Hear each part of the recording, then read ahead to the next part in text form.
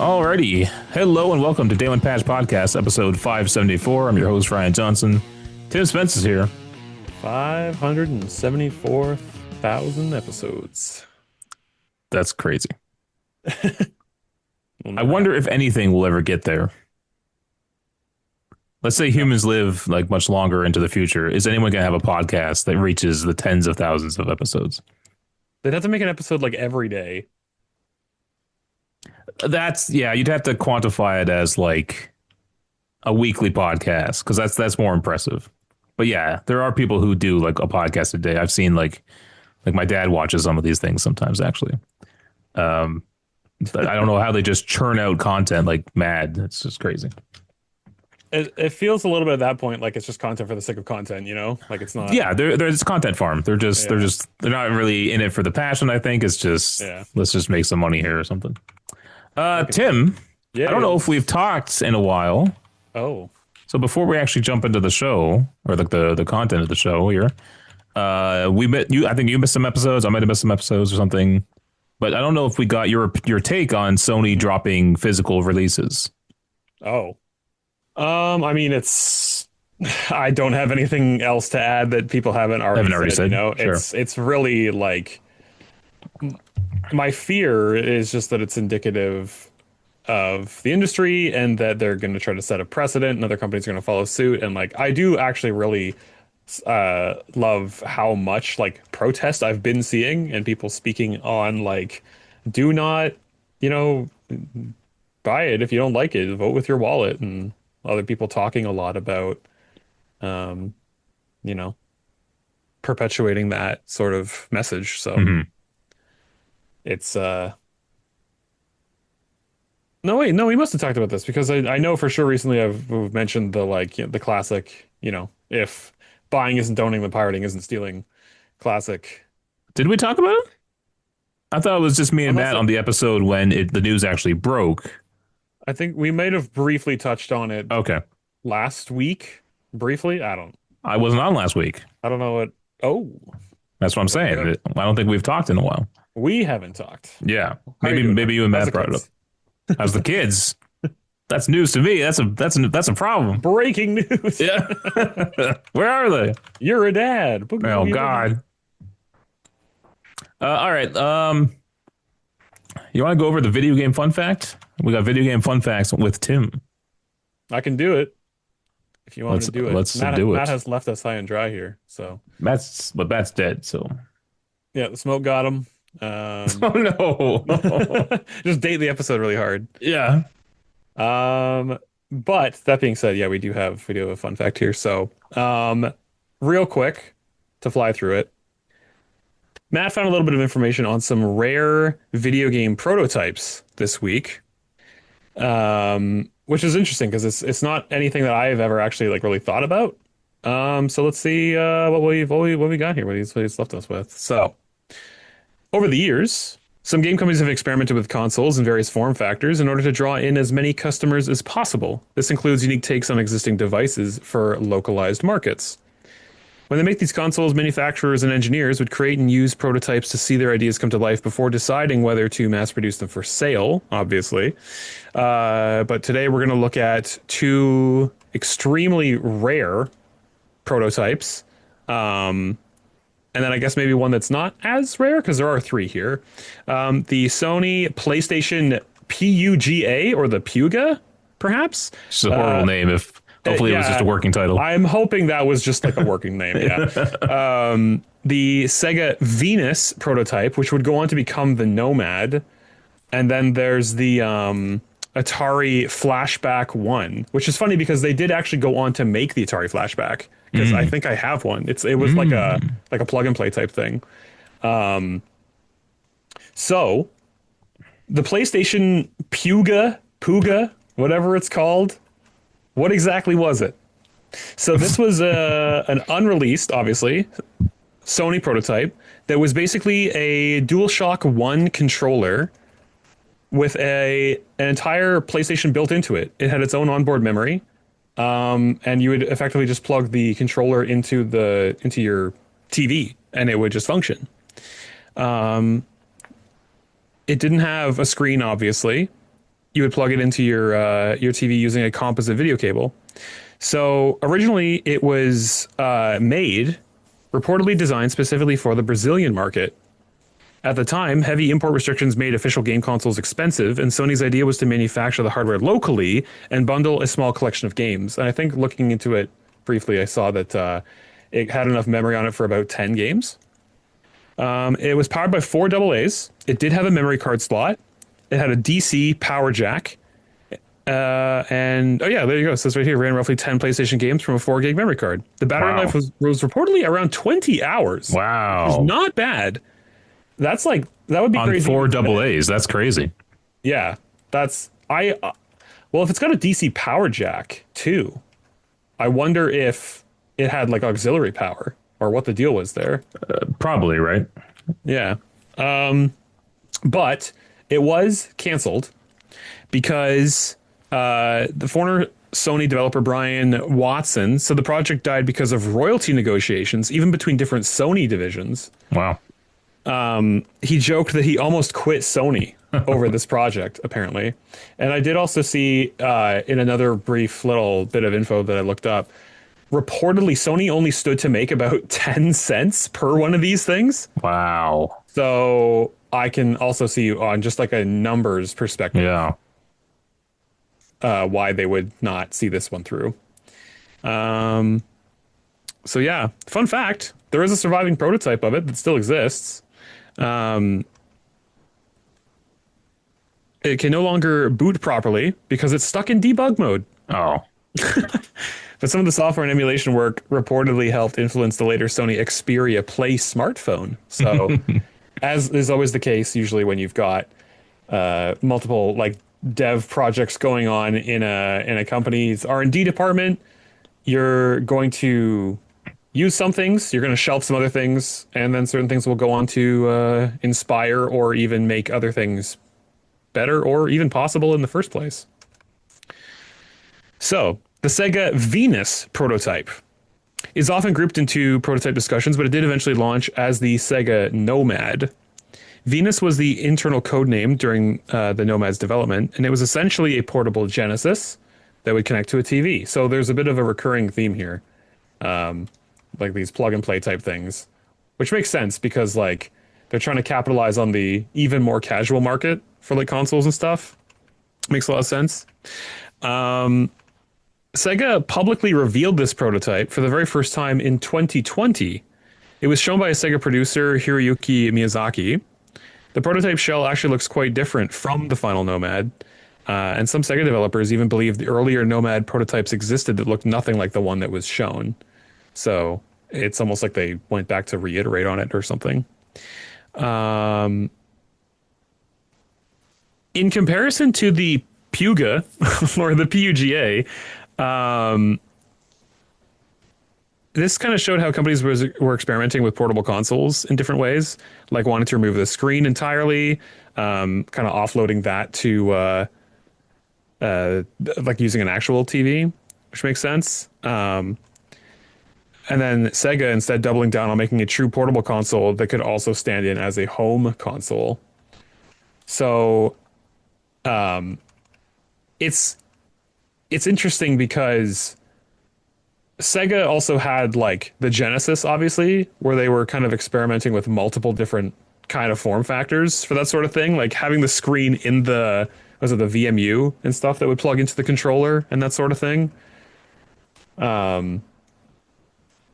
Interesting kind of how like there were definitely many different like sort of parallel kind of dev mindsets going at the same time. But I guess when it comes to tech, that's kind of how you have to be, right? So, and then moving on from that, there is also the Atari Flashback 1 prototype, which, like I said, is something that I actually would go off to or go on to collect one for myself. I actually bought it at a garage sale from a friend of a friend.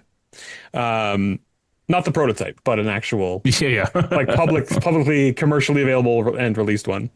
So what exactly was the Flashback when it was a prototype, that is?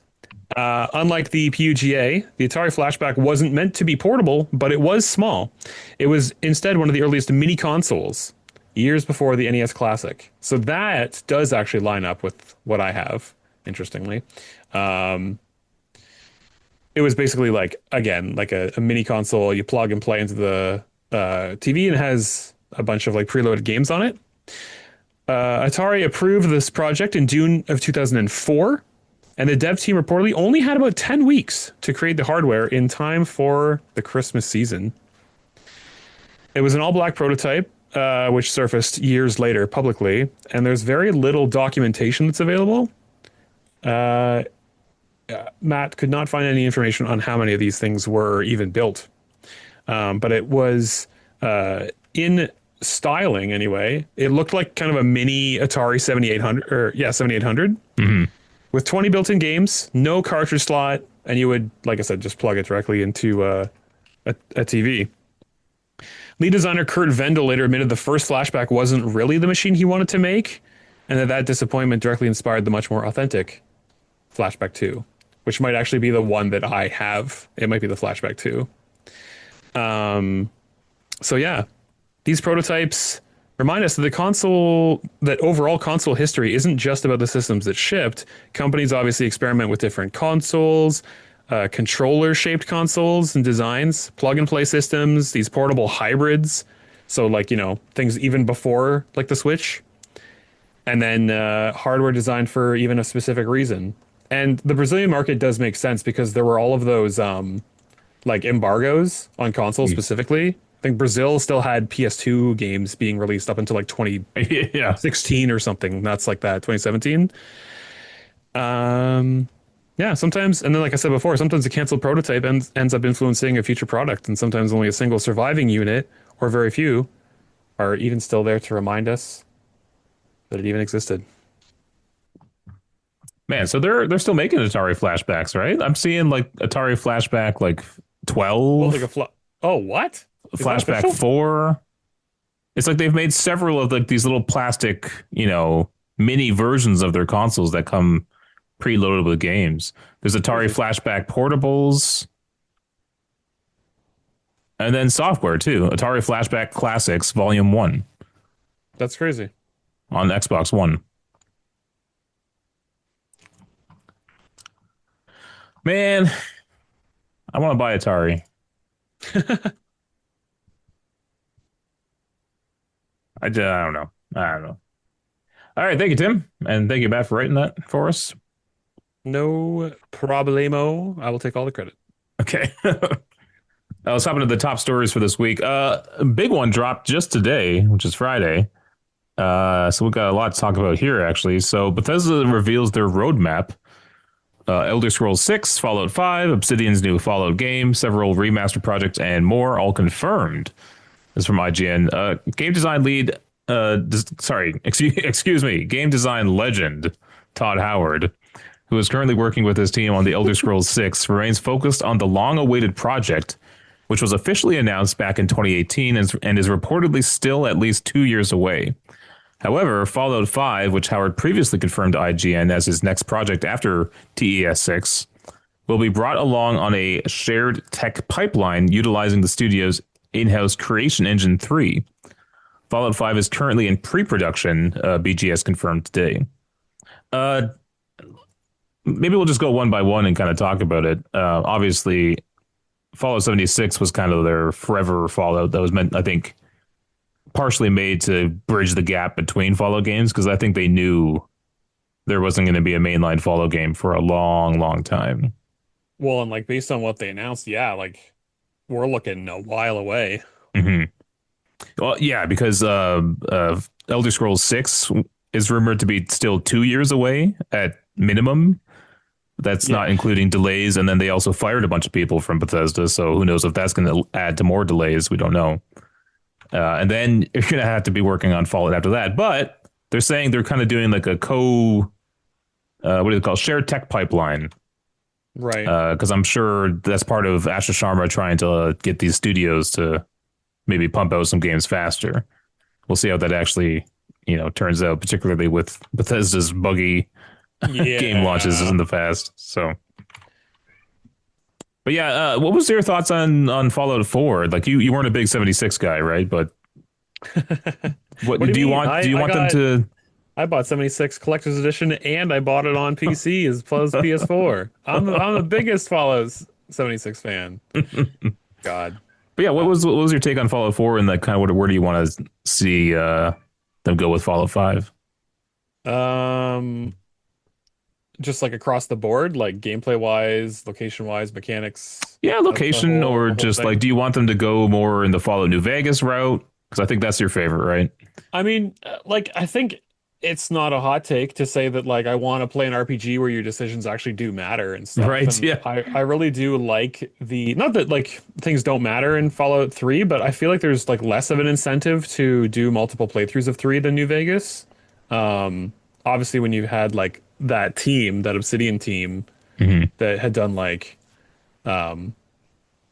they had those projects under their belt at the time. New Vegas was like a slam dunk pretty much. Like it was the Fallout universe is a perfect universe to do it in, and like every not every quest, but most quests having like multiple outcomes that you could do was like very it just serves the product so much in terms of like making the player feel that sense of player agency and a place in the world and fleshing the world out. And like I just really like a game where it feels like the world is existing whether or not I'm there, you know? Hmm. Hmm. And like when it comes to Elder Scrolls, like the fantasy there is like you are the main character. And so I get it where people like they want that power fantasy of like I get to determine everything, like what I say goes kind of thing. Yeah. But oh, when I was younger, I liked that too, but definitely, as I get older and stuff, I much prefer the like I'm just a cog in the machine. I'm a very small part of a much larger world, and like these things may or may not happen whether or not I'm here. Like I'm not that important, Yeah. because it really makes it so much more immersive to me.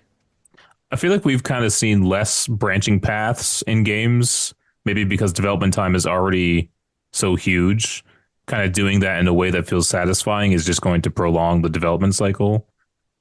And it can also become complex because obviously you can't radically change the ending. It's like you still end up at the same like planet or the same ship or whatever the case may be. Yep, It's just like maybe like the bad guy who like wins or who knows what the ending is, right? But I sure. just feel like we're seeing less and less of that. I guess maybe Baldur's Gate 3 is kind of an exception where you do It's kind kind of of feel the like you have more only choice. kind of the only example, yeah. Um, but even morality systems have kind of gone out the door. Because I remember that Mm, being a part of Fallout 3 at least, and New yep. Vegas was it too? The karma system was replaced by the reputation system in New Okay, Vegas. yeah. And then Mass Effect had it. Dragon Age, I think, had it too. But went away even for both Bethesda and Bioware games. Just interesting. Did Dragon Age have a morality system? I thought so. I thought that it was just the You could like choose. reputation system with Maybe it your. didn't really change anything, but you could choose to say things more rudely and or in stuff in conversation. At least Mm, in two. I don't know what happened in three. I can't remember that. yeah, What's kind well, of it's funny is it's good. that character inter conversation, that sort of Yeah, thing, the yeah. interconnectivity is like what really sells an RPG for me. Like um it's the reason that like Kayla doesn't play a lot of games, so we've played through Baldur's Gate like multiple times. And the first time that we finished our like first playthrough together and the credits are rolling, she like turned to me and she was like, I think this is my new favorite game. Oh wow, Like nice. just because, and she's like very as a writer, like the narrative of this is the most important part, right? And Yeah, the yeah. character development and stuff. And like she's pretty like picky when it comes to stuff like that. Like she kind of can't stand unless it's like a Mario Kart or something. She kind of can't stand games that don't have a story. Yeah, yeah. I understand that. Yeah. So, um, yeah, like it's I am very purpose driven in games. If yeah, I don't have a purpose, I just can't play it. And that's yeah, kind of why I don't like what I call the make your own adventure games. Something yeah, like a Minecraft or yeah. Valheim. I know there's things you can do in it. I know there are, but it's like no, I need someone to tell me, here's your mission, it's in your quest log. Go find this on the map, go do it, come back to me. You like um a progression system with feedback. Yeah, yeah, but You like knowing that you're always working towards some goal. yeah, but I'm also I'm an admitted I'm a follower, not a leader. I'm a soldier. Give me some orders and I'll go You're a do it. number. Yeah, yeah, You're also a cog in the machine. yes, that's what I want. Yeah, so but yeah, they also talked about Elder Scrolls 6, obviously. That's Mhm. hopefully coming in 2 years. Any thoughts on that? Are you more of a Fallout guy than an Elder Scrolls guy? No, definitely more Elder Scrolls. Like high Okay. fantasy is my playground for sure. Yeah. Not that I don't like, the post-apocalyptica, and like Fallout is probably my favorite just because it's like that like nuclear family era like romanticization of that time period kind of Hmm. thing. Yeah. Actually would be kind of cool. And here's something that I bet that you would like too, although it wouldn't necessarily make sense in the lore. A Fallout, like post, or maybe not even Fallout, but just a post-apocalyptic game. But instead of the timeline branching in the 50s with nuclear power, timeline branches in the 70s. So Yeah. everything is disco era, post-apocalyptic. If I man, it would be real bad. If I ever ran a game studio, every single game would be set in the 70s. There's like not enough games set in the 70s. It would become a meme where they'd be like, "Oh, there's another like RJ Studios game coming out. Yeah. Hope everyone's ready for more orange and brown." Yeah. And then I would buy Atari and then I would make their games into like modern games set in the 70s. So like you'd have like Space Invaders, but like in the 70s where it's aliens show up to some, small town, small 70s town. Hey, that's cool. Yeah. That's my dream. Furthermore, the studio confirmed recent reports of Fallout New Vegas developer Obsidian Entertainment's new Fallout project, along with several remastered projects. In a note to fans, BGS finally confirmed Fallout 3 and Fallout New Vegas remasters are in the works. No Oh, release window were offered for any of these games mentioned by BGS today. So there you go. That will kind of be awesome. I did replay Fallout 3 just like maybe 2 years ago. I didn't finish it, but mhm. I got pretty close. But it'll be nice to kind of play like if it's like Oblivion remaster, Right. it'd Yeah, be yeah, nice yeah. to do that in Fallout 3 because that game looks like poo.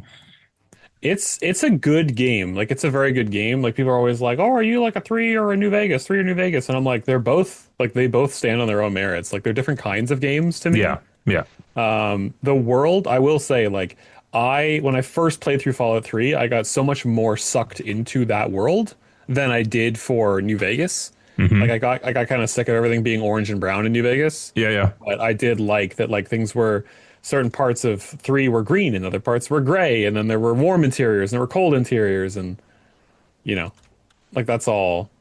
Um, and then it was, my first real foray into Fallout as well. So like even just from that, it's a primary exposure is going to be impactful, right? Yeah.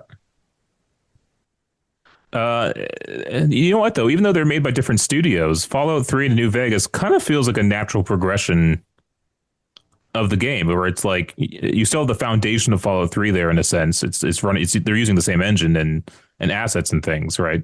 But then they add like new features and different storytelling methods, and the way they expand the lore and stuff is it very much feels complimentary to me because I didn't really Yeah. know, like I knew it was Obsidian doing it when I was playing it back in the day, but it just felt completely natural to me to go from one to the other. So it's like Hmm. they're both good in my mind. It's not really a Yeah. competition between the two. Yeah. See, However, Fallout 3 was my first, and so that like leaves the impression on me of what Fallout is. yeah. Yep. I totally agree. Yeah, Um, I just feel bad for anybody who would like look at the two of them and go like, well, no, one needs to be better than the other, and I need to right. argue about it. It's like we can comment on the merits of both, and um, I obviously as a huge New Vegas fan, like I'm excited to see New Vegas, but um, I would almost be more excited to see a Fallout 3 remake, just because Oh of yeah. Hmm. like we say, right? Like it's one of those universes. I haven't spent as much time in it. Last time I played it was actually I did a modded playthrough. Um, the Tale of Two Wastelands mod where you play as the both New Vegas and 3 in like the same game. Yeah. And so it was nice because you got to play 3 with the shooting mechanics of New Vegas, which was really nice because three's combat is really quite bad. Yes. It's Yeah. it's very arcadey, and it heavily relies on the VAT system. Yeah. Uh, That's all I used. Yeah. yeah, like I felt bad ever not using it because I was like, I'm gonna waste ammo because I can't hit these things because the Yeah. combat's so fucking bad. So it was quite nice to be able to use New Vegas gunplay in the world of 3 and be able to go back and collect all those unique weapons and stuff like the Lincoln repeater, and Yeah. Oh, yeah. Yeah. there's a lot of my favorite like unique weapons in Fallout are actually in 3. So that's really cool, and that's another thing that I'll be really interested to see. Like, will they do the designs of the custom weapons justice in these remakes? Because they kind of cooked with some of those unique weapons in the Oblivion remaster. Hmm. Like, that's awesome to see. So I'll be that's going to be my big like point of attention. Will be like how good is this looking? So you played the crap out of Oblivion Remastered. Do you think you're gonna Uh, dive in deep to the? Sort of. I wouldn't say I played the crap out of it. Maybe Am I 100 wrong? hours? 800 hours? No, like 100. 100. Okay. Not that much. Not that much. By the way, Matt is joining, I believe. Okay. Matt made it home from the Odyssey. Matt's Odyssey. He made it home. The only odd I see. Yeah. I think okay. I think the Xbox like app is messed up then because I think me and Matt were curious about your playtime on Oblivion, and I think we looked it up because you can see it like on the friends list, and it might have been like a crazy number because I that's why I thought you Oh, played the the crap out of remaster? it. I did Yeah. play like I played it on stream, but I never finished it. And I played another save file in my own time. Hmm. And I played a stealth archer in my own time, and then I played like a heavy armor. I think it was kind of like a paladin-esque inspired character. Um, so my playtime might be more than I remember. Maybe it is more like 180 hours than 100, but That's not a crazy amount for an RPG. it's definitely um it's definitely like I could have played it a lot more. Um I It kind of was wish. something ridiculous though. Like I remember when Oh, we there's looked, Matt. it was like something crazy. It was like 900 hours or something, and it was like it had No, been a there's no month, and we're like, fucking way. what the hell is going on? I think the There's reporting no on it was way. just wrong. I will look this up right now. Welcome in, Matt. Matt Lawrence. Thank you. Uh, Is this a first? Someone joining in hot? I Maybe. think so. I might have done it at one point. Somebody may have done it for sure. I think, like, especially with the Yeah. Zoom setup, it's easy Yeah. enough. Yeah. But Matt, let's just get your take on. Obviously, we got confirmation that Fallout 5 is being worked on and is currently in pre-production. Just wondering, like, kind of, I think you're the bigger Fallout fan, right? Even though Bethesda, Oblivion was like your big thing too, right? Yeah, Oblivion definitely was like kind of I guess you'd call it a formative game for me. Yeah. I played it when I was like, rather young, and I had played Morrowind prior, and I was like very young, so I was kind of like really stumbling through that. And so Oblivion was just like, hey, like here's a better, in my opinion, a better Morrowind, but also like I'm smarter and like understand games better because I'm older. So Yeah.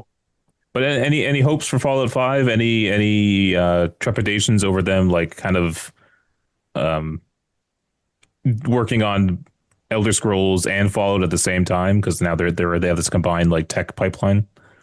well, I was actually just about to say that I hope that they don't rush Elder Scrolls 5 for Fallout 5, and I also hope they don't rush Fallout 5. Like I feel like both Elder Scrolls 6, yeah. or yeah, Elder Scrolls 6, sorry. Yeah. Like I feel like both audiences deserve that, and both just the franchises themselves deserve like a proper development cycle. Hmm. Especially like I know that Fallout 76 is sort of lukewarm for some people, but I will say that like it is a holdover, at least for me. Like they're talking about making that prequel DLC now. I saw like it's an announcement for that where it's like a prequel to Fallout 3, I believe, is coming out as a DLC for 76, and like stuff like that. Like I could go back and play that. If I'm really itching to play Fallout, I have a bunch of games and I really could just play the constantly evolving one. Like I'd be fine with that. Yeah. It's interesting that they're trying to get these games out quicker. Did you watched that Ryan McCaffrey video I sent you, right, Matt? Yes. He That was he like talked days ago now. he talked about, and it'd be interesting to hear your opinion on this too, Tim. Is like he talked about why not make other properties with the Fallout or even Elder Scrolls franchise, because they were talking about how like Mario isn't just in your typical 2D Mario game or 3D Mario game. He shows up in other things. He's in Mario Kart. He's in Smash Bros. It's like it's between the mainline Mario games, they have other appearances of their characters in other types of games that aren't their typical settings. And it's like, do you think it'd be good or bad and maybe oversaturate the market with like just endless Fallout or endless Elder Scrolls? I have like a actual example right now. So what I recently got into maybe about a month and a half at most ago was Ratchet and Clank Ranger Rumble, I believe it's called. It's the mobile game. Mm-hmm. And I've played Ratchet and Clank for years, and I've also played the spin-offs. And some of the spin-offs, especially when they're full console releases, they're okay. And sometimes they're not. Like for me, for example, All for One is like a party game, 4-player co-op game. That game sucks, but Full Frontal Assault is like a tower defense game. That one's good. And some people consider Deadlocked a spin-off, and that one I would actually consider that almost mainline, at least for me, in terms of like how much I enjoy that one. But for some reason, it feels like, at least in the modern age, maybe like post Wii, and maybe that's wrong, but it feels like if you spin something off in this way, it like cheapens it. Because Full Frontal Assault came out post Wii, but it was already established that Ratchet back on the PS2 with Deadlocked could potentially have spin-offs. And I feel like with Fallout, it'd be like, what are we going to get? Like, is someone going to be like, let's make a Fallout Match 3 game? It's like, oh, fuck me. Like, are we really? Well, hopefully something better than that. I'm not saying like that. But even with Elder Scrolls, though, I mean, we've seen spin-offs. Like we saw Elder Scrolls Adventures, I think. There's like Adventures Redguard, and there's another one, I think. Another or Elder Scrolls, not Travels. I don't remember the name of it now. There's like do you remember the name of it, Tim? There's like the Redguard game, but it's like Elder Scrolls, not Travels, but Elder Scrolls something. The Redguard game. I don't know. Elder Scrolls Adventures. Here it is. Elder Scrolls Adventures Redguard. I've been told for years that this game is like really rough. It's like a spin-off. So what it is it's like it's a not your typical Elder Scrolls game. It's an action adventure game. And so like people kind of overwhelmingly, at least from what I've seen, don't enjoy it. And I'm always like worried about that take of like it not working out that way. Yeah. I'm looking at the list here. There is a lot of like Elder Scrolls like spin-off games. But I think they need to find, maybe something that's a little like, obviously it's an RPG, so then don't make another RPG. Make a single player action adventure game where you swing around a sword or something, and it's a linear story and takes you like 5 hours or whatever. You know what I mean? Mm-hmm. Like that's more kind of what I'm thinking about, just for something for them to keep the license like feeling vibrant and not having to wait. Because like Skyrim came out in 2011, right? Mm-hmm. And we're not going to see Elder Scrolls 6 until 2029 at the latest, or at the earliest, I should say. Oh wait, no, did I do too many there? 2028, I guess. Yeah, for Elder Scrolls 6, you're talking, right? Yeah. Yeah. I mean, I just looked here. I thought there was another Elder Scrolls Adventures. I don't see one immediately in my Google search. But that was an example of what you're saying, where you're like swinging a sword around. Like this being an action adventure game versus an RPG. So Fallout kind of has that. Like Fallout, because it changed hands, like from Interplay. It used to be that isometric sort of game, right? Isometric top-down game, and turn-based as well, for that matter. And then there's I mean, I guess I would call it a spin-off. There was the spin-off called Brotherhood of Steel. I don't know if it's officially considered a spin-off. It likely is, but that's like an isometric game as well, but that's more like a Diablo. And then I think that's just for the console, if memory serves, but that game was not well received. And then, I mean, I don't know if you'd call them spin-offs now, but like if you were a fan of the isometric games, like the Elder Scrolls, or like when Bethesda took it over, they did the Elder Scrolls treatment and made it sort of like a first and third person game. So that kind of completely changes it in that way, almost in a way. But I don't know. I feel like when something like, I don't know what I would call it naturally, but when something like naturally is a spin-off, or like it doesn't seem to be as good. I don't know. There's definitely exceptions to that though. Well, they got to find the exception, I think. Yeah. And now that Microsoft owns them, it's like because I think Bethesda is like, so they're holding it a bit too tight. It's like they want to make the next Elder Scrolls game, they want to make the next Fallout game, and it's like maybe Microsoft needs to be like, we're gonna give it to these guys this time, and then you do the next one, and then these guys do the next one, you know. But in that case, like would it necessarily be, I guess it would technically be a spinoff, but it wouldn't have to like change the genre. Like it wouldn't have to go from an RPG to an action game. Like you could have just another New Vegas, right? And part of this announcement was that Obsidian is going to be making a new Fallout project. Not Fallout 5, but like just like New Vegas wasn't Fallout, 4. Yeah. And seemingly, like they specified, they're not doing like the New Vegas remaster. Like it's a different studio, yeah. Another new Fallout project.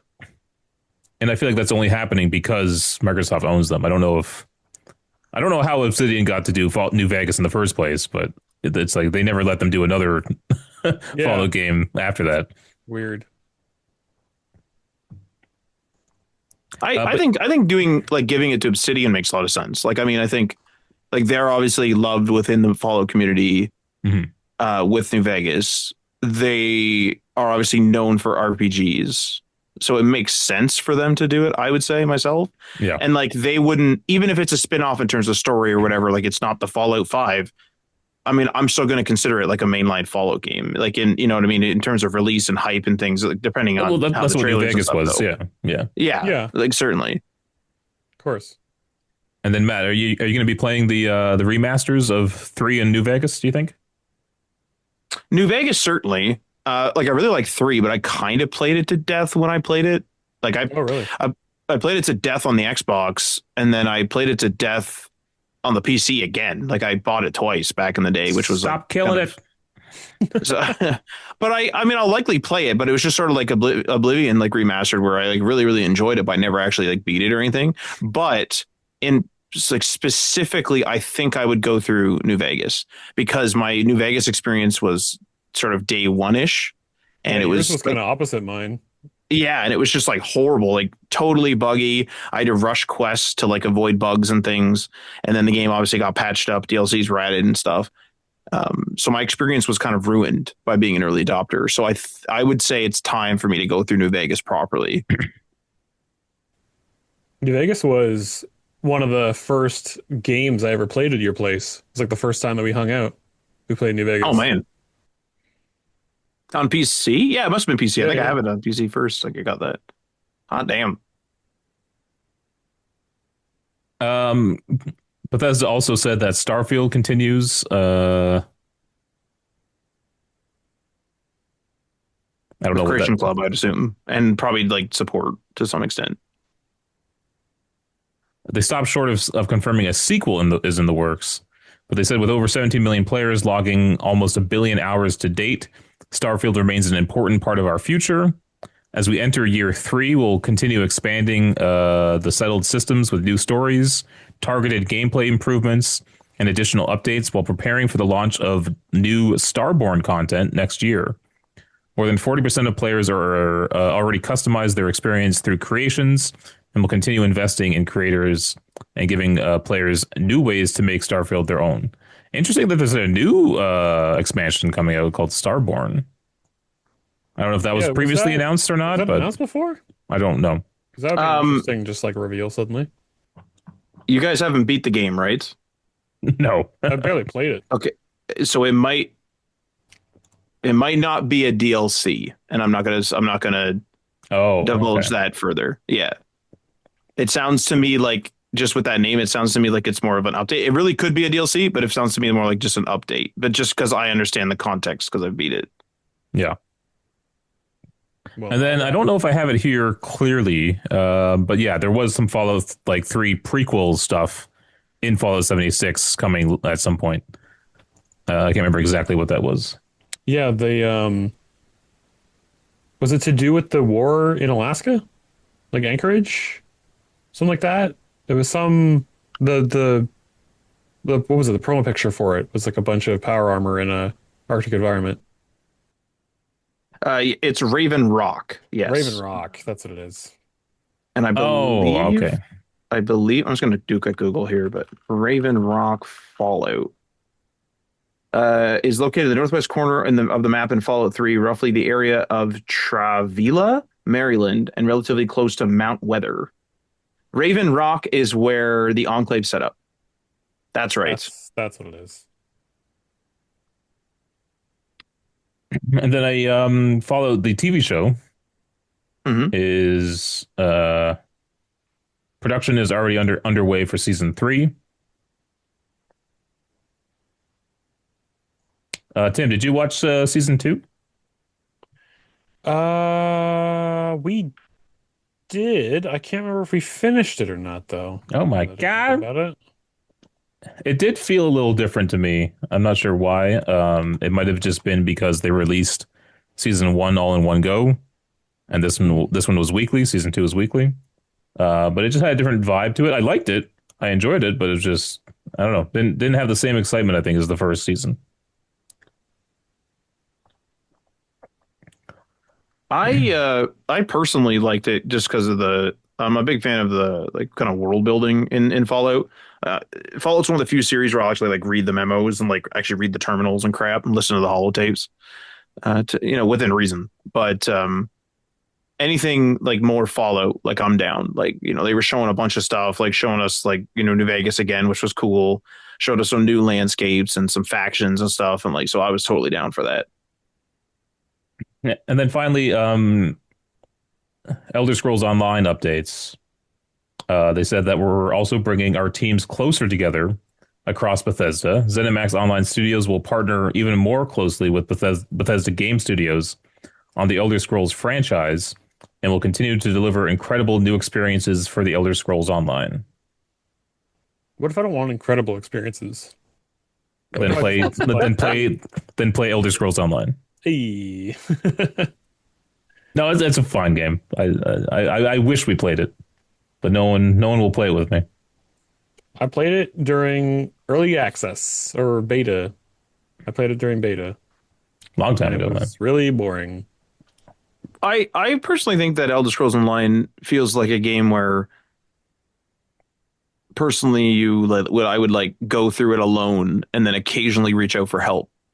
Like I would like benefit from being in like a living, active multiplayer world.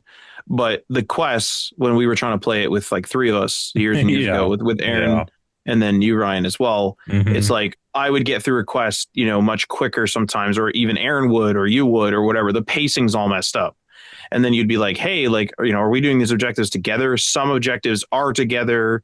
At least at the time when we played it, it was very unclear what was together. And so it was just sort of like we were kind of like just managing what was going on. Whereas I feel like if we all just played it independently and then just kind of like checked in with each other and then sometimes did like I don't know if they call them dungeons, but like a dungeon, because there were some quests where it was like everyone queue up and get together and do this sort of, this random cave or something.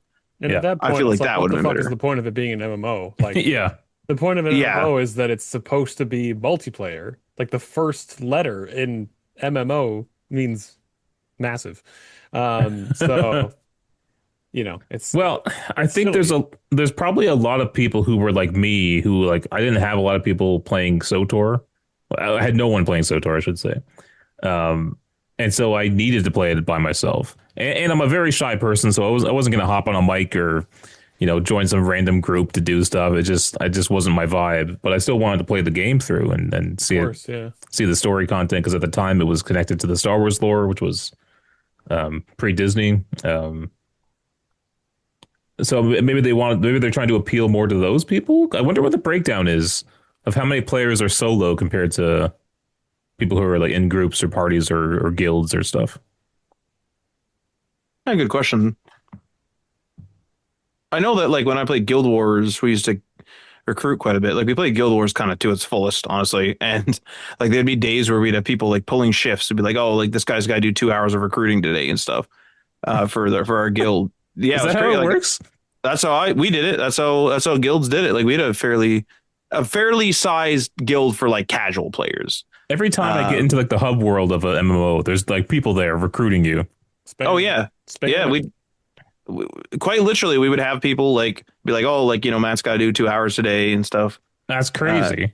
Yeah, it was a thing. And the thing is though, is like when we were recruiting, many people were alone. Like they weren't really playing with their friends. Like they would just come play with us. Yeah. I mean, you can't even really make a new character in friggin' WoW without immediately getting a bunch of guild invites. Wow. Because they want players, right?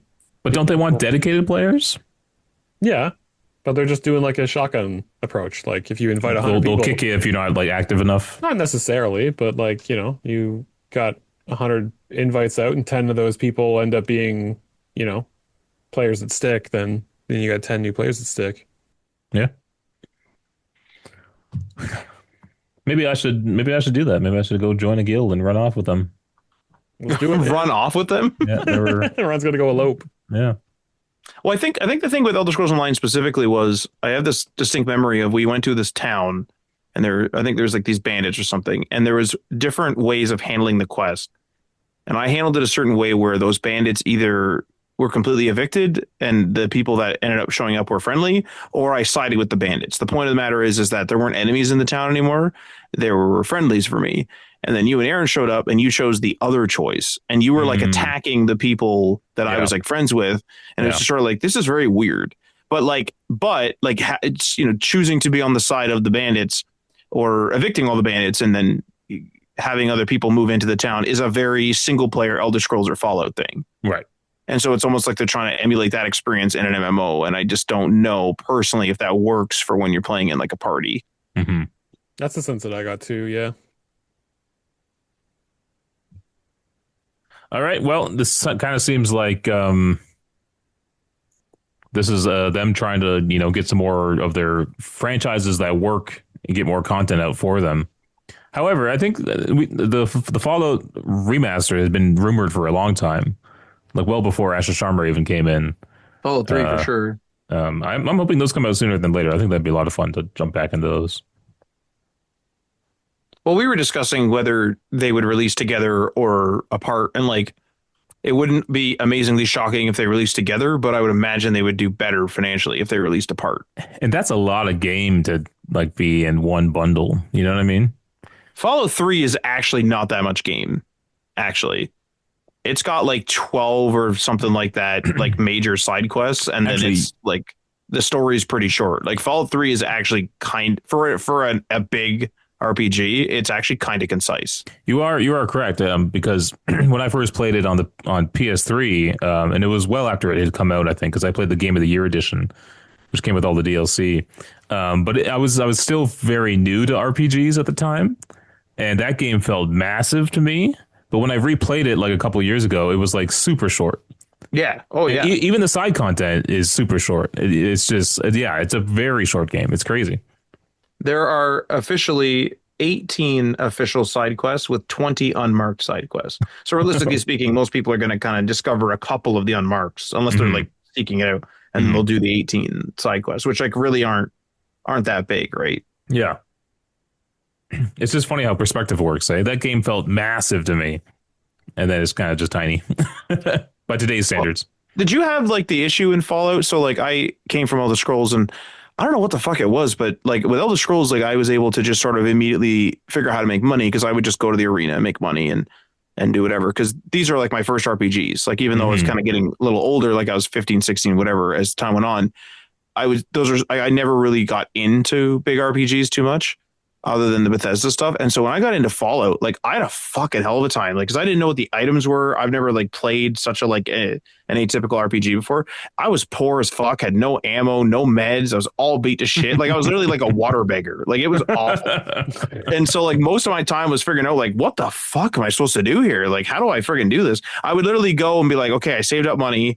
I have 5 stim packs. I'm going to go out there, get some scrap. I'd go out there, get my ass kicked, come back with like 2 stim packs worth of like scrap value and be like, great. So now I have fucking 2 stim packs. Like I've actually lost money going out there. It was a disaster. Oh yeah, I mean, I remember having to like I would ration stuff because I just didn't have enough supplies, and I drank out of a lot of irradiated toilets and like urinals and stuff because I had no stim packs, and it was like water would heal you, and it was like a trade off. I get irradiated, but I get some health. And I'm like, I'm in some subway drinking out of the urinal. Oh, That was a lot of my time in Fallout 3. I was gonna say, what did you do in Fallout though? Yeah. All right. Well, I'm pretty excited. I think this is a good roadmap. My only concern is I hope they don't kind of rush things in desperation to get some of this stuff out. Bethesda does not have a good track record with good performing games. Although Starfield was pretty good. Starfield, I don't remember seeing a lot of, issues with that one. So My biggest concern is obviously just that they announced all this stuff. They like it's just out there. It's just hard announced. yeah. And we don't have any set like release date, and Bethesda doesn't have a great track record at announcing things without immediately telling us when they're coming out. Oh, I see. Yeah. Over 8 years since they first talked about ES6, and so I'm just like, I liked the one comment that somebody said on their what was it, like their Instagram post or whatever. Somebody was like, damn, Microsoft told you guys to lock the fuck in, huh? Yeah. You gotta just like divulge everything that you're working on, and now all of that's just out there, and we need to wait because I don't know if that's going to be anytime soon that it comes out. Do you think part of this is a PR move too? Because they just had all the bad PR with the layoffs and the studio sales. I don't know. Do you think Bethesda would care? I guess it Well, would be Microsoft. Microsoft's telling them to do this. Yeah. Yeah. They might be trying to ride a wave of let's do the bad news and then we'll do some good news and then the bad news and good news. I feel like they would have done more drip feed if that was their strategy, because undoubtedly there's going to be more scheduled bad news from Microsoft. Yes. Yeah. So I was actually going to ask you guys a question. Like, there's something like obviously we have like we're in a weird spot in the game industry, mentioned a bunch of times, where budgets are ballooning, timelines are ballooning, and it almost seems like it's like the biggest risk ever because of those things to like make a game, especially a triple or quadruple A game, and release it. And I was kind of wondering whether this is actually the right move, like assuming they come relatively quickly. I know like Tim raises a really good point where like we don't have the timeline, but assuming that, I guess it'll come faster than ever because we have Fallout 5 in pre-production. We have another Fallout project with New Vegas or with Obsidian, excuse me. Then we have Fallout 3 remastered. And then we have New Vegas remastered. We have 4 Fallout projects in the works in terms of games. And like what I was thinking is like, I wonder if this is the move, because I understand that being a patient gamer and like letting the devs cook and things is cool. But also I wonder how much it hurts things when it's like, Fallout 4 came out. Okay, well, it'll be 20 years, like literally like 20, maybe 15 years before you play Fallout 5. It's like, is that really acceptable when it comes to like keeping your franchise hype up? And I kind of think that this might be the right move where you start saying, okay, like we got to start releasing games within a reasonable time frame. Like there are people that were born like newborns when fucking Fallout 4 came out, and like they could play Fallout 4 potentially now. I know it's time for mature, whatever, but like, you know what I mean? Like some of these kids could be playing Fallout 4 now, and that's crazy. Yeah. Or they play Fallout 76 for eternity. I mean, maybe, but like, what do you guys think about that though? Like, do you think that it's smart to speed up because I feel like the sentiment now is like, hey, don't rush the devs, don't be yelling at them and stuff like that. Which, like, I mean, obviously you shouldn't be yelling at devs and things, but I also think, like, from an administrative perspective or like a timing perspective, it makes sense to accelerate and be like, hey, we can't be having like 20 years. Like, somebody's going to be 40 and they're going to become 60 years old and retire, and then Fallout 5 will come out. Like, that's crazy, you know? Isn't that nuts? Yeah, something has to give, and maybe an accelerated timeline will force them to prioritize things in their games where they would have been spending too much time on before, and like they drop it, and then, you know, oh, we can't do this because we don't have time, you know. Because I do feel like it's just like, if you kind of have this nebulous release date that doesn't exist, you'll just work forever, you know, and the game might keep expanding and new ideas come in and stuff. But they something really kind of has to reorient how they're making games, because it's just, I don't think it's sustainable. No, and that goes for the majority of the AAA like studios. Like, it's not just Bethesda that's been hit by this. I was talking to a business colleague recently, and I think he might have been parroting a book that he read, but he was talking about how, within reason, of course, if you give yourself less time to do something, again, within reason, not like from 8 hours to a minute, like, that's ridiculous. But if you give yourself, let's say, 4 hours instead of 8 hours, you'll usually figure out how to get the same amount of work done in the same amount of time. You'll figure out how to prioritize, and you'll do stuff. Like, it'll be a struggle at first, and you'll get better at it. I don't know how true that is. Like, I haven't tried that, but like, I almost wonder if that principle is true. I wonder if it could be applied to game devs to an extent, or like game studios, where it's like, hey guys, patience is 10 years, not patience is not 20. Mm-hmm. What the heck are we doing here? Limitations can help creativity to a point too. Obviously, too many limitations is bad. There's that sweet spot in the middle, right? Which is easier said than done. Right, of course, obviously, yeah. So I hope they find that, and I guess we'll see in 2 years with Elder Scrolls 6 finally coming out. Yeah. Well, plus I would assume Fallout 3 is going to come out this year, remastered. That's my assumption. But that's not Bethesda Game Studios. No. Yeah. All right, let's move on to our next story here. God of War is going to recast their lead Kratos after Ryan Hurst suffers injury on set. This is from Deadline. Prime Video's God of War will have a new actor playing Kratos as the lead role in the high-profile fantasy drama series is being recast. The decision, made after a careful consideration by the studio on the show, Sony Pictures Television and Amazon MGM Studios, comes after Ryan Hurst, who had been originally cast as Kratos, was seriously injured on the set of the PlayStation video game adaptation in late June. This is a heartbreaking development for Hurst, who underwent a physical transformation after getting the role, putting on 40 pounds of muscle, and worked hard for months on the Vancouver set filming the physically demanding role until getting hurt performing his duties. Hurst tore a bicep while doing a stunt on the show, as first reported by TMZ. According to his sources, he has since undergone surgery and is now recovering. God of War paused production immediately following the incident and remains on hiatus. Hurst's projected recovery time is unclear, but for a serious bicep tear requiring surgery, it is typically 4 to 6 months, with a return to full strength taking up to a year. Given the physicality of the role, it will likely not have been safe for Hurst to resume filming until 2027. According to sources, while Hurst's full recovery is a priority, the period required for it was longer than the production shooting schedule could accommodate, leading to the difficult decision to recast. So not only is he being recast, those first 4 episodes that they filmed have to be reshot. Obviously, it'd be weird for the actor to change suddenly, but also Atreus, the kid, he's aged too greatly now, And so it's just, if they were to they need time to recast, and if they were to wait. So it's all a big, horrible mess. But thoughts? That's really rough that even with all those considerations, like this has to be changed and that'll have to be changed, we have to reshoot all this, the kid's older now, like all that, it's still preferable to just waiting for this guy to recover from surgery. Like, obviously, you think it's preferable? No, I'm saying, like, it's interesting that they like, because they're recasting, right? They made the decision to recast. Yes. It's interesting to me that even with all that, they still think it's preferable than just waiting for him to recover. Because like obviously that takes a certain amount of time to do, and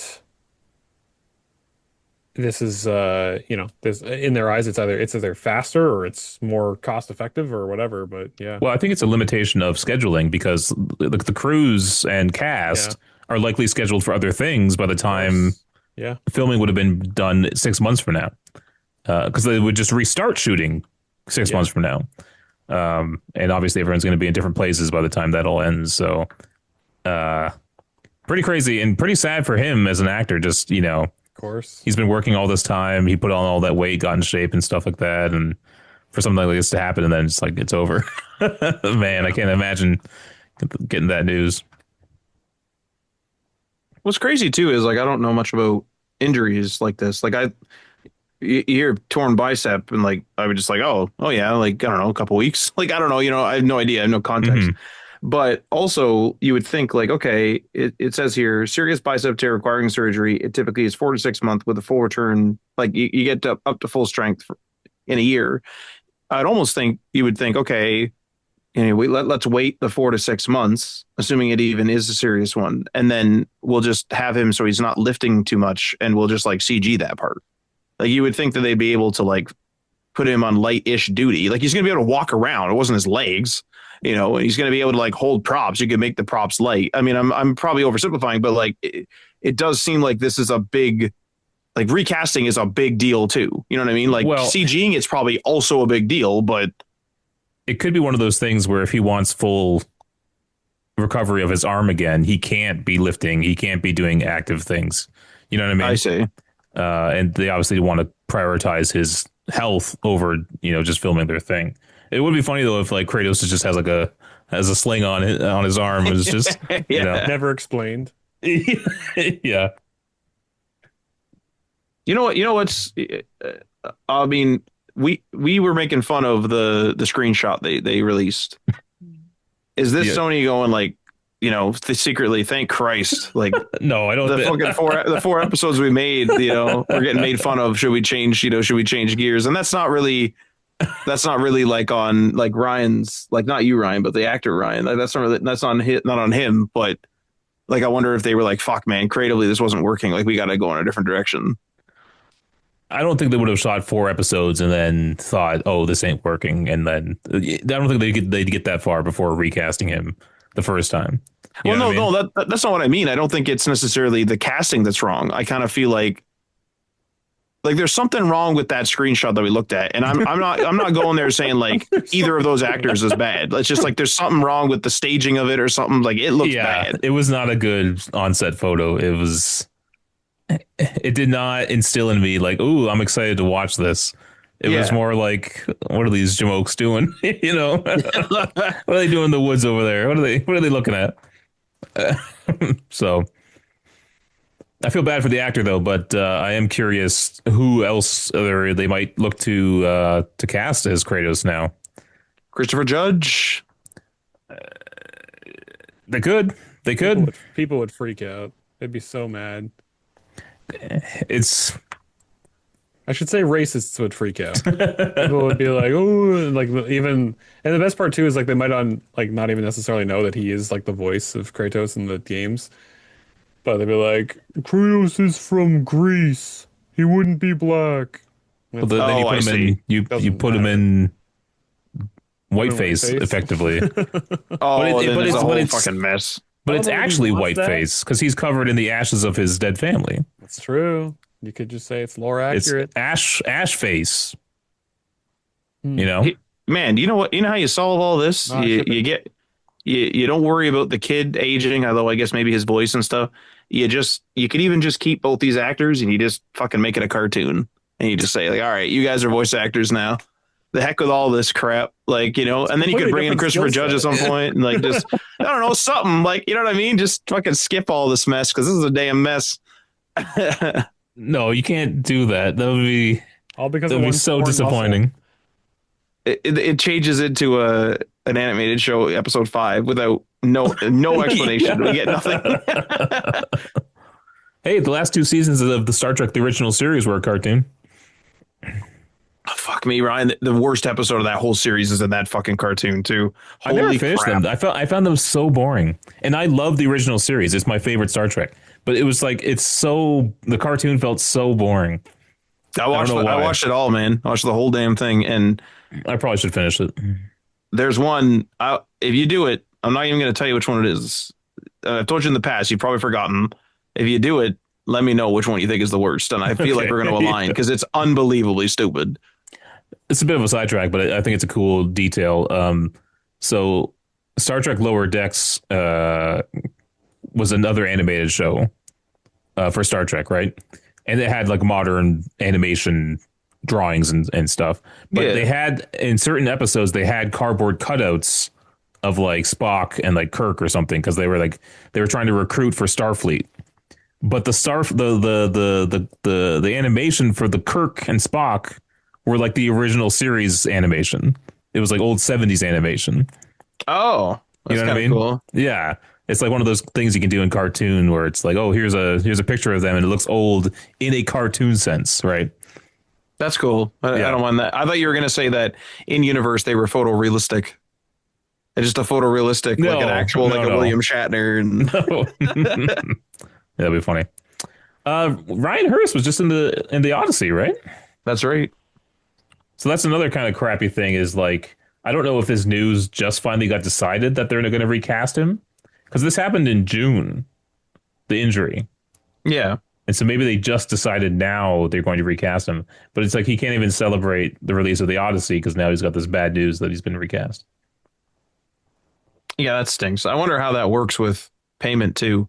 Like you've done 4 episodes. It's like, do you get partial payment? Do you like, how all that works? Obviously, Although you know he what? should get paid for the work he's done, even if it's not going to be seen. Yeah, but also he's an accomplished actor. Like he was in a lot of the seasons of Sons of Anarchy. He was in the Odyssey. Like he's been in other stuff. So I'm not too familiar with him. Who was he in the Odyssey? he was the The guy with mentor to. Telemachus? He was the mentor to Odysseus' son. Yeah. I don't remember his name, but he's Opie Winston in Sons of Anarchy. Oh, it was Mentor. Oh, because he called, man. Okay, so that's literally his name because I know they Yeah. called him that, and I thought they literally just meant like he is a mentor. I mean, that it's possible that's where we derive the name from. I don't know, but yeah, his name Actually, is yeah. Mentor. Yeah, because he's helping the kid train and stuff. Yeah. Tim, did you go see the Odyssey? I did not. No, you should I put it on the cannot list. comment. Put it on the list. Go see an IMAX. Oh my god. Yeah, it's really good. It's actually like sincerely really good. All right, that's the news for the week. Moving on to what we're playing. Tim, since you showed up on time, what were you Oh, playing? This is my reward. Yeah. I've been playing Ghost of Yotei Oh hell yeah. still. It's very good. Very, very good. Been a big fan of the systems that kind of got expanded upon since Tsushima. It's interesting that they're not just trying to do like Tsushima 2, like they're doing things differently. I appreciate that like you get like mechanically, for example, like you don't have the different combat stances that are good against different weapon types. You have different weapons that are good against different weapon types, and um, it's definitely still got that same level of like the game has a certain skill ceiling that's like hard to attain, and it's a very like know when to press your advantage and know when to be more defensive and parry and counterattack and that sort of thing. I enjoy the push and pull of that game. I will say overall, I think I've noticed like a bit of a lack of polish that the first one had. Like Hmm. I'm noticing like not that it's not very good, but just that like I recall my experience with Tsushima being very, very good, very polished, very few bugs, very few glitches and errors and stuff like that that I encountered. And I'm encountering that a lot more with Yote. But I don't know if that's just a symptom of like it's got more different like moving parts, so to speak, than Tsushima did, so it's more potential for errors and things like that. I'm not 100% sure. Either way, it's been yeah, it's been a lot of that. A lot of Yote, and then a lot of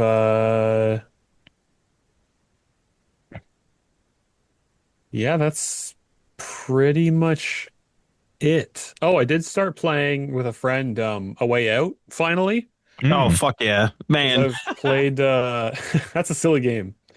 Like the Oh story yeah. seems quite good, but man, the stuff they do is so silly. Um, I had played It Takes Two, and I had played Split Fiction, both with Kayla, but I never got around to playing A Way Out yet. And I've been playing that with a friend, and I think that I will still be enthused to do another, like a second playthrough of it, with Kayla as well after I'm done this one. I played that one with a buddy online because I know it was like originally meant to be like split screen, but I played it with a buddy online and we got like kind of far and there was like this one, I'm not going to spoil it, but there was like a chapter that showed up and we were kind of like chatting throughout the whole game and it got like we got both real quiet and we both like interrupted each other. We're like, this is kind of fucking awesome. Like Yeah, no, it's a good game. Uh, that's it, Yeah, that's it. Matt. me, I've been playing A You. Way Out with Tim. No, Yeah, what? Imagine. no, although that game, small little thing, that game is a great chaser to watching the show Prison Break. But anyway, Hmm. but I've been playing. Actually, I've been progressing pretty good in the PSP project. I got man. There's a bunch of stuff that I'm unlocking in Star Wars Lethal Alliance, and I'm in a bunch of stuff. Like I'm like I'm pretty far in. Like I'm the one night I did like 8 missions, 10 missions, something like that. And I was like ripping through and like I don't know every other mission it kept giving me it was like oh man the squad can now do this, the squad can now do that. That's how it introduces new mechanics. I was like holy Christ, like I'm freaking unlocking mechanics still. Like I've been playing this game for a long time. So but it's been keeping it fresh. The story's been progression good. The abilities are easy enough, which is really important for the PSP, like not to overcomplicate the controls where it's like hold down like L and R and then like push up and press triangle. Like I've played some games that are like that and it's kind of chaotic. This game has very, very simple controls. Like there's absolutely no problem with the PSP controls and the lack of a second analog stick, which is great. So I've been having a great time with that. And I reached sort of, I'll call it a major chapter milestone in terms of cutscene anyway. And I'm on to the next sort of planet or whatever sort of mission that is about to come up. And other than that, what have I been doing? I have, we are, I've been playing a co-op playthrough of Dying Light, and we are, I think, 1 or 2 missions from the story being complete. The mission that we just did, I thought was like actually like the second last mission, so which still could be true, but yeah, we've been ripping the Dying Light. Fuck that man, that game just holds up. It's crazy. Like I It's beat that so game good. 6 7 times. It's so Yeah. good. It's crazy. Um, because we've ripped it, and I was telling my one buddy like when I was playing it, I was like he was like, how many times have you played this? I was like, this is probably my 6th time playing it through. And he's like, are you bored of doing this? Because he wanted to do some side stuff. I was like, no, like I don't know what the hell is going on. Like I remember the controls and stuff too, and like I don't know, like it's just a really solid game. Yeah. And it's like one of the few, I know it's older now, but one of the few modern games I'm going to call it. So like PS4 and onward, one of the few modern games that I've actually ripped through multiple times. It's nuts. Because I played with you, Tim. I played with Ryan. I think I played with Aaron, maybe. I played myself. Like I did a single player playthrough. I think you and I, someone, was it you and I that chased the platinum? Tim? Maybe it No. was Ryan or both of us. I don't remember now, but I think I did go for the platinum. Yeah. okay. I think I've only played it on PC. Oh, okay. Okay. Um, yeah. Okay. So yeah. So like it was you and I that did the platinum, which that was a new game plus, and like I don't know, it's crazy. Like that game's just really, really good. Like if you're down for a parkouring game, like the parkour still really holds up, and the combat's good, the progression's amazing. Like a really, really good game. Um, there's a bunch of like stuff in it too that I never did. Like it had a lot of post launch support that I missed out on just because I played it for a while, but like I didn't play it, for years. And so I might try to do one or two of those things like once we're completed the story. But other than that, a little bit of Apex, of course, just a quick couple rounds of that. Got to like second place. That game seems to be sweatier than ever at the rank we're at. So that's jeez. It's good and bad. Like we'll sometimes do a heart rate check and I'm at like 127 beats a minute because we're just like coordinating and like got to shoot this guy, that guy, this guy, left, right, center, up, down, center, and like this guy's one tap and like fucking just running around with their heads cut off, trying to manage the situation because that game's super chaotic. But they just started a Cyberpunk event, which is kind of cool. The skins look pretty cool from that. And I think, oh yes, no, I was going to say Spider-Man, but I already talked about that. I never continued past the college or whatever yet. I haven't continued yet. So yeah, that's that has been my week. Other than Overwatch, we did a little bit of Overwatch as well. The Overwatch never ends. It is forever. What's hilarious is you guys are like talking about what challenges you got to do, what games, and like when you have to do them because some of them are timed events, and I have no fucking idea and do not care. I'm pretty sure I'm the only one who cares. I don't think Aaron actually cares about them. I think he does them if they're doable and like there's a loot box involved. Mm-hmm. I do them because I care. Like I want to play the events. But you guys at least like when you do them, like when you bring up a challenge to Aaron, like he's actually read the menu. I've never even gone into the challenge menu. Like I just do not care. Like the only thing I do is, I got a loot box and I open it. That's my entire Overwatch experience. As for me, Overwatch, obviously, Final Fantasy VII Rebirth. I'm 80 some odd percent done, 86%, somewhere in there. That is a long ass game. Hell yeah. And what's horrible is you complete all the different like sections, like all the different biomes in the game. You complete like all the mini quests or side quests and mini games and stuff. And then you get to a certain point in the game and they repopulate it with like additional side quests in every single biome. And so you have to go back to every place you've been and do more stuff, more cleanup of the map. It's a good game, but goddamn is it long. And it's like, I'm ready to be done with this thing. And it's just taking forever. Well, let me ask you a question. Is it overstaying its welcome, or is it there's something else you like specifically want? Well, it's like I'm not a huge Final Fantasy fan. Maybe if you are, you'd be loving it, So it might be good for like the hardcore Final Fantasy fans, but to me personally, it's overstaying its welcome. However, that might also be combined with me wanting to just, finish it and get it off the list. Right. So multiple factors here. It's a great game, but I want to get it over with now. Because I want to play more of Assassin's Creed Black Flag remastered or remastered. Resynced. Correct. We have a stupid marketing word for that. But that's great. That game looks incredible. It plays great. I'm excited to hop back into it. Tim, I know you like Black Flag. Did you pick it up at all? No, I think I'm gonna wait for a sale. I've just got too many other things going on right now. Yeah. Other than that, what else? That might be it. Two things. Was it this week that we did Resurgence? We did like one quick session of Resurgence, Division Resurgence. That might have been last week, but yeah, I wasn't here last week, so. That game's fun. I mean, I just like the Division a lot. So I'm kind of like, if someone's like, "Hey, go play the Division," it's like, okay, like I have no qualms with that. Like it's the same with Dying Light. Like, yeah, okay, no worries.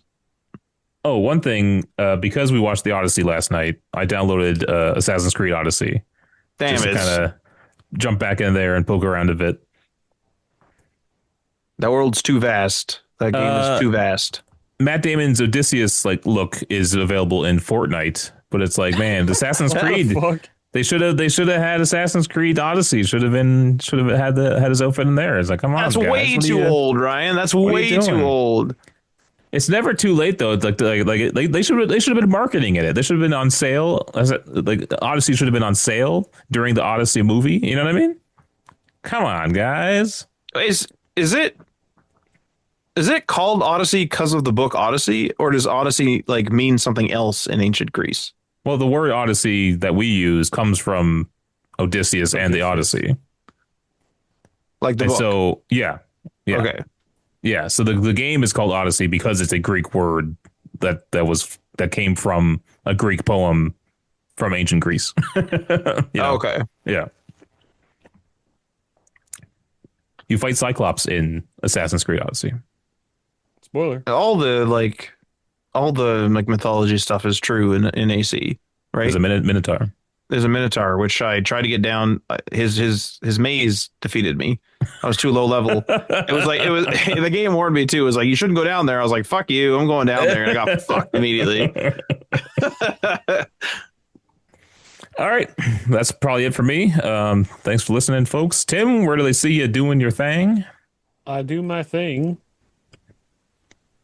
at twitch.tv/the sidetrack, where we're doing a bit of a variety of things. Like I said, a lot of Yote right now. And then I'm going to be taking a break week after next. But then when I'm back, I got a bunch of new things planned. So fun new things on the horizon. Ah, damn. And then I don't know what we'll be doing. There was that game you suggested, Matt. Well, we Abiotic I think we Factor. all installed Abiotic Factor. Yeah. Yeah, that's it. Yeah. So we might be doing that on Wednesdays, twitch.tv/Day One Patch Media, Wednesdays at 9 p.m. Eastern. So I also looked this up, Tim. I looked up Tim's Xbox profile to spy on Oh, I him. also looked it up. Yeah, I found it. I couldn't find it before.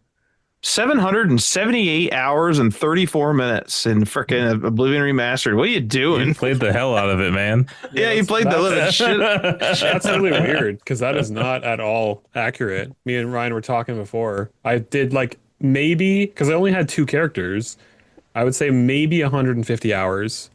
And it's not even like I left the game running or anything. I don't know how it's got 778. You know what? You had all those like speed modifiers on, right? Oh. You know what I mean? I did have a character whose speed with all the like buffs and armor and everything that I had was like maxed out at 255. So You see, you spun up shit. the time on your at the Xbox time, app. that's how the game works is you That's how it works. when you increase your speed stat, Yeah. it makes it that you just make the game like literally run faster. Yeah. And all those times you just left the game running for like hours on end. That too. I also didn't even do that. Like I've done that in games where I've left it running, but I didn't do that. So It's I kind of a have demanding no game to idea. just leave running, right? Like, Well, if you wanted to heat up your room, if it was like the winter time, you know. It's really Man, strange. funny enough, I have done that once. Our furnace broke, and I was like, "Holy fuck!" And I just turned on Metro 2033. There was a memory leak in the main menu, and it just heated my room up. It was fucking awesome. That's what it is. All right. We'll see you guys next time. Thanks for listening. Yo, peace.